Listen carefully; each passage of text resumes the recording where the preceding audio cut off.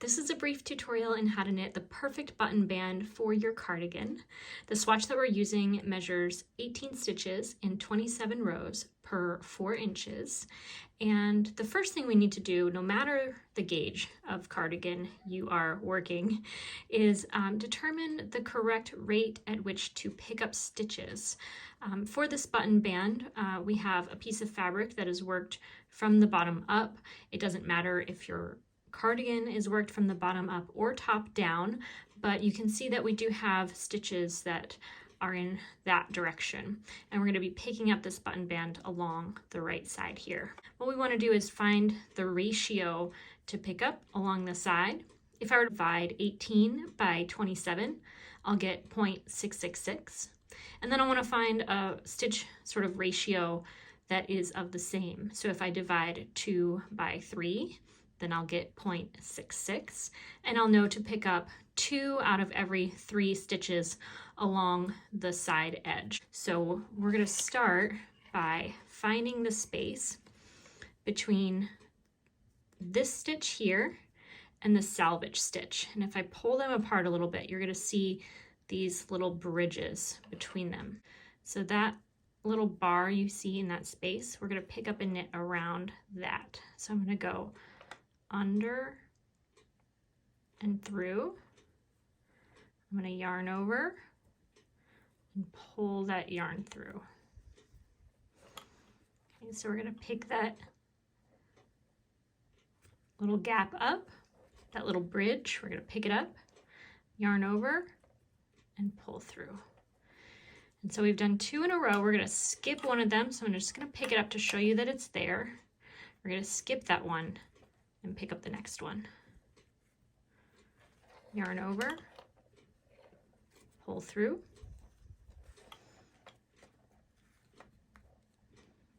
pick it up, yarn over, pull through.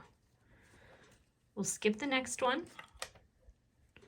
I'm just going to pick it up to show you it's there, and then we'll pick up, yarn over, pull through. Remember, we're not working into the stitches. We're working into the bar between the stitches.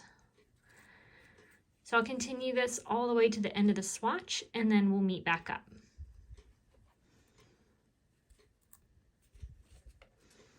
Here we have all our stitches picked up. When I'm working my 2x2 button bands, I like to add an extra knit stitch to the repeat of the 2x2 pattern at both ends of the cardigan, because I do find that that bottom stitch will kind of tuck behind the rest of the fabric, and it'll appear that the very last and first repeats of the 2x2 knitting are a little bit short on both ends. So whenever I'm knitting a 2x2 button band, I add an extra stitch to the beginning and the end. And that's why my 2x2 button band patterns have a stitch count divisible by 4. And I'm going to turn the work, and in this instance I'm going to work 3 purls at the beginning and at the end, because we're working the wrong side. The front side will have knit stitches. So there we have 3, and then we'll switch to the 2x2 pattern.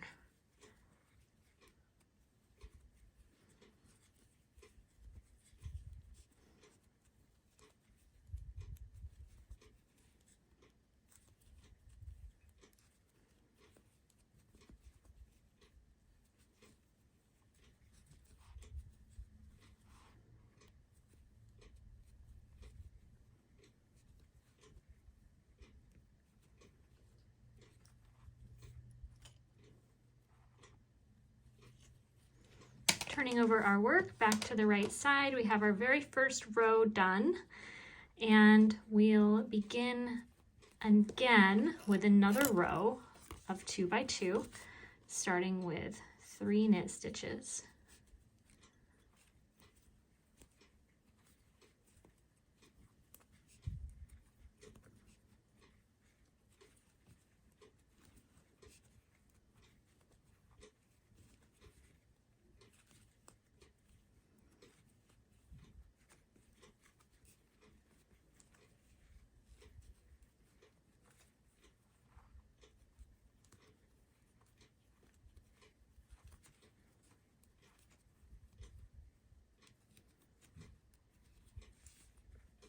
Now that we have 4 rows worked of the 2x2 rib, I'm going to work my buttonholes, and I do so on the wrong side. And that's because I very much like my buttons and my buttonholes to sit right in between the knit stitches along the purl bumps.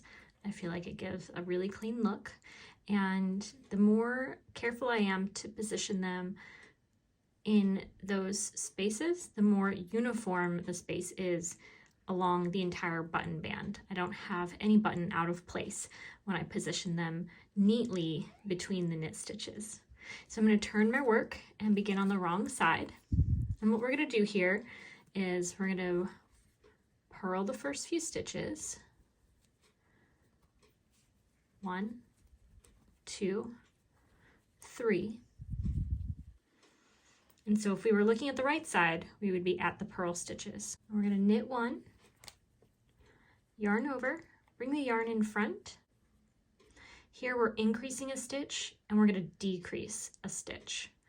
So with the yarn in front, slip 2 stitches onto the right needle, slip the left needle into the second stitch, and then slide the right needle out, pick up the dropped stitch and slide it onto the left needle.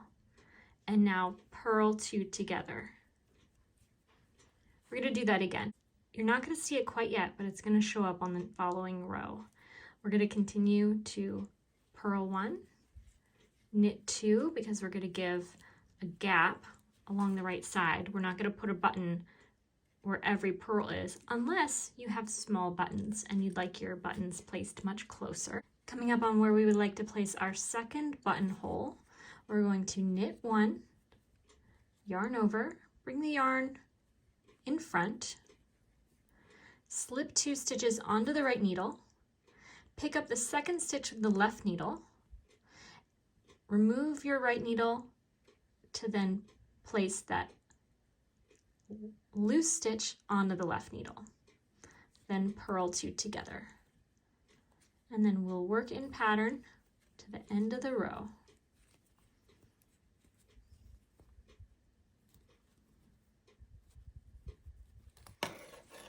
Now that we have the right side facing, you can see where I've started the buttonholes, but you really won't see them come together until we work this row in pattern.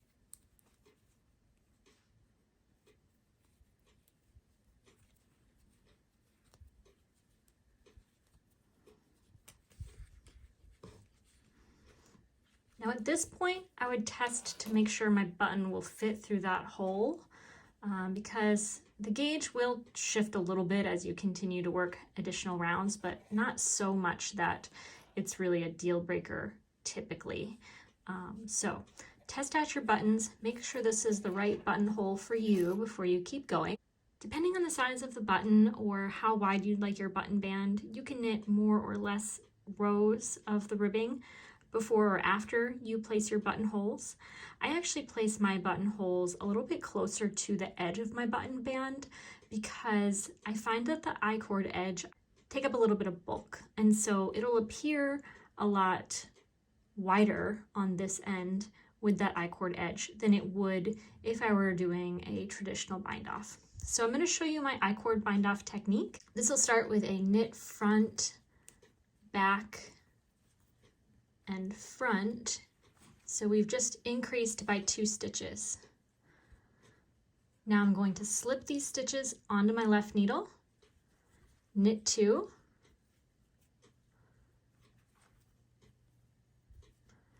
and then I'm going to knit 2 together through the back loop.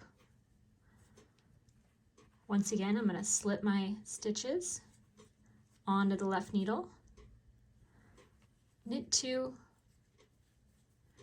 and then knit 2 together through the back loop. Now it's very easy to want to do this tightly. You want to maintain a nice and relaxed, almost loose tension to an I-cord bind off. It's very easy to work this I-cord bind off a little too tight, and it will cause your fabric to pucker ever so slightly, or the ends of your cardigan to somewhat lift up at the sides. You want to make sure that you're working it nice and loose. I even stretch my work out as I go, kind of just test the tension of it. I would say I'm working this maybe a little tighter than I need to. So don't be afraid to either stay relaxed or consider going up a needle in size. You're just going to continue to slip the 3 stitches back onto the left needle, knit 2, and then knit 2 together through the back loop. Now that we've knit 2 together for the last time, of course you have 3 stitches you would be placing back on your left needle, but there's no need for that. All you need to do is pull your yarn through all 3 stitches, go ahead and break that yarn, and that would be the I-cord bind off. Next, I want to show you a really awesome technique for closing up a buttonhole that you wish were no longer there. I first added, I think, 7 or 8 buttonholes to my version of the Kingston cardigan, and then realized I didn't want that top buttonhole anymore. So I simply duplicate stitched it closed, and I'll show you that in the next tutorial.